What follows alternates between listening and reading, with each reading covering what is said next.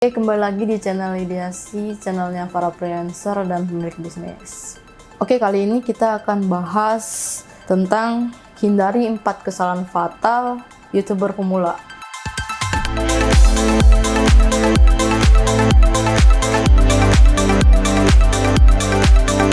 Kita akan bahas satu persatu.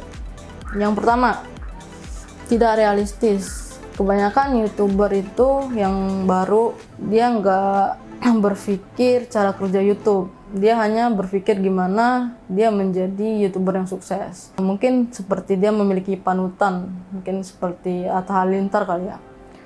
Karena dia lihat subscribernya banyak, like-nya banyak, dia pengen seperti Atta Halilintar, tapi dia tidak punya dasar yang lain gitu. Dia hanya mau menjadi Atta Halilintar atau menjadi YouTuber lain yang subscribernya banyak, yang like-nya juga banyak. Nah, ya balik lagi, yang nonton YouTube itu kan banyak, tapi belum tentu yang suka nonton YouTube mau nonton video kamu. Banyak video-video yang mungkin sama seperti kamu kontennya, tapi lebih memilih video yang lain daripada video kamu. Kenapa? Karena mungkin persiapan yang kamu lakukan tadi kurang. Karena tujuan kamu tadi mau seperti Atta Halilintar, tapi persiapan kamu nggak ada. Kesalahan yang kedua adalah tidak membuat content plan. Kenapa content plan ini penting? Karena kalau kita nggak pakai content plan, kita nggak akan teratur dan mungkin nggak akan konsisten juga karena nggak ada dasar gitu, nggak ada tulisan-tulisan yang harus kita pegang. Kita hanya berdasarkan aku mau bikin video ini ya udah, tapi kenyataannya waktu yang dimakan lebih banyak atau mungkin tempat yang kita mau pakai nggak sesuai yang kita inginkan karena yang kesalahan tadi nggak bikin content plan. Kalau sederhananya content plan itu sebenarnya rencana yang akan kita lakukan, mulai dari penentuan konten seperti apa, waktu, tempat, bahkan kapan konten ini mau diunggah. Nah, di content plan ini kita bisa bikin semuanya, jadi lebih teratur dan pastinya pembuatan video nggak akan memakan waktu yang lama. Nah, kalau mau bikin content plan ada beberapa stepnya. Yang pertama, kita bikin tujuan apa yang kita mau bikin di video ini. Yang kedua, buat kategori yang jelas. Lalu pastikan tanggal atau editorial yang kita bikin sesuai dengan waktu untuk membuat video. Nah, selanjutnya kita bisa pilih platform untuk membuat content plan ini.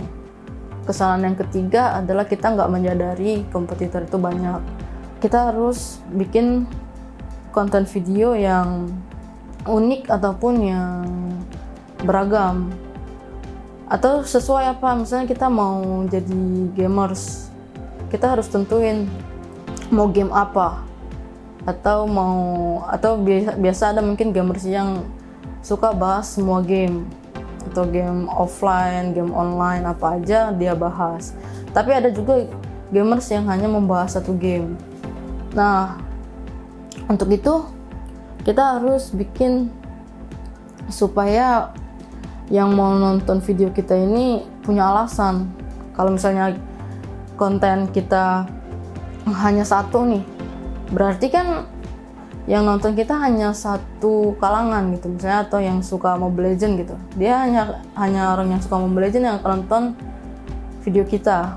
Tapi kalau misalnya kita bahas banyak game, mungkin orang-orang yang tadinya nggak suka game itu jadi suka karena kamu membahas. Biasanya misal ada YouTuber yang bahas game-game offline itu apa aja. Nah, mungkin orang yang nggak suka game tapi pengen main game nih. Nah, ketika dia melihat judul yang kamu buat dan konten yang kamu buat, dia jadi tertarik. Oh, ternyata game offline itu banyak, beragam. Akhirnya dia jadi suka nih ngelihat konten-konten kamu yang lain yang membahas game. Meskipun kamu nggak hanya membahas satu game, tapi dengan adanya game-game lain banyak orang yang mau menonton. Nah, jika kamu mau video kamu trending, kamu harus buat video dengan niche. Apakah itu niche? kamu bisa lihat di video kita sebelum-sebelumnya ada yang menjelaskan apa itu niche, supaya kamu bisa lebih mengerti. Nah, untuk kesalahan yang keempat, kamu tidak memahami cara kerja YouTube. YouTube itu punya cara kerja.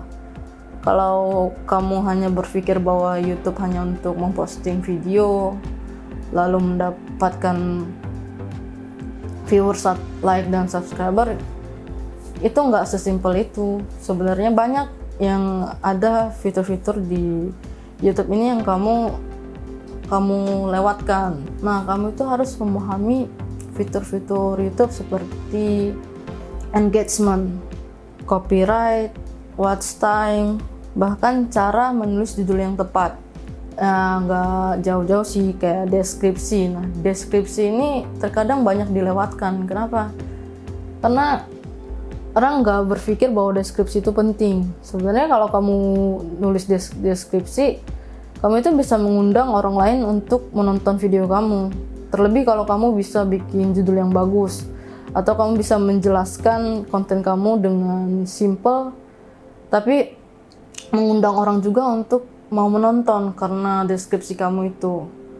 Lalu kamu harus bisa memahami algoritma YouTube. Nah, yang paling penting, kamu itu jangan berharap ada jutaan orang yang nonton video kamu. Jadi kamu harus mempersiapkan, memahami bagaimana YouTube bekerja, supaya yang kamu inginkan videonya banyak views, banyak subscriber, bisa kamu dapatkan views yang banyak ataupun subscriber karena kamu sudah memahami cara kerja YouTube. Oke, dari 4 kesalahan ini, apa kesalahan pertama yang kamu buat? Pasti adalah salah satunya.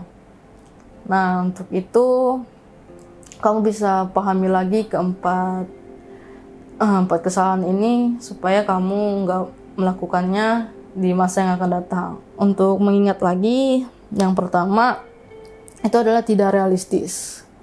Ini banyak sebenarnya pemula-pemula ya yang berpikir bahwa menjadi YouTuber itu mudah, hanya sebatas mengupload video. Padahal sebenarnya tidak. Ada hal-hal yang perlu dipelajari, membuat konten yang menarik, dan sebagainya. Yang kedua, content plan.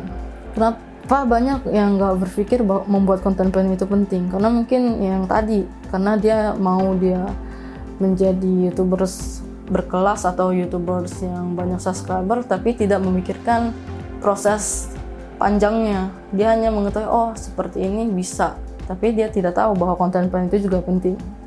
Yang ketiga, kompetitor banyak, atau yang mencari video yang kayak video itu bermacam ragam, gak hanya tentang satu topik, tapi bahkan ribuan topik. Jadi kita harus pintar-pintar untuk membuat topik kita banyak dan beragam. Yang keempat, yang tadi tidak memahami cara kerja YouTube. Nah, kamu bisa memulai untuk mencari fitur-fitur YouTube yang tadinya kamu tidak tahu, supaya konten YouTube kamu bisa lebih bagus dan apa yang kamu harapkan bisa terjadi. Oke, itu aja dari aku yang aku bahas. Oke, jangan lupa like, subscribe, dan bunyikan lonceng. Untuk kalian yang punya pertanyaan ataupun punya saran, kalian bisa DM Instagram kita, ataupun kalian bisa komen di bawah dengan hashtag #haloideasi. Nanti tim kita akan menjawab, ataupun pertanyaan kalian bisa kita jadikan video. Oke, terima kasih sudah mau menonton. Bye.